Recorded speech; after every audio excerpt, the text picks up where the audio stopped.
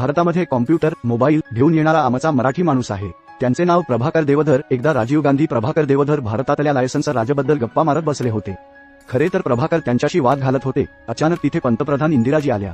त्यांनी या दोघांना काय झालं हे विचारलं. प्रभाकर देवधर यांनी इंदिरा गांधींना भारतीय व्यवस्थेतले दोष सांगितले. नवीन उद्योग आहे, कायदे आणि नियम कसे मारक ठरतात. भारताचे भविष्य कॉम्प्युटर आणि टेलिकम्युनिकेशन इंडस्ट्रीमध्ये आहे हे ठासून सांगितलं. इंदिराजींनी देवधर यांना तुझ्या डोक्यात ज्या कल्पना त्या एकत्र लिहून मला दे. प्रभाकर देवधर यांना धक्काच बसला. त्यांनी दिवस रात्र जागून एक नोट तयार केली आणि स्वतः जाऊन इंदिरा गांधी यांच्या हातात दिली. प्रभाकर देवधर यांच्या नोटचा उपयोग करून इंदिरा गांधी आणि भारताच्या इलेक्ट्रॉनिक पॉलिसीची घोषणा केली. राजीव गांधी आणि प्रभाकर देवधर यांना अमेरिकेतून पत्र पाठवणारा भारतीय तरुण येऊन मिळाला.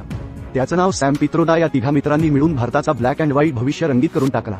जगात फक्त श्रीमंत देशांकडे असणारा टेक्नॉलॉजी भारतात बनवू लागल्या आणि मेक इन इंडियाचे पहिलं पाऊल भारताने टाकायला सुरुवात केली.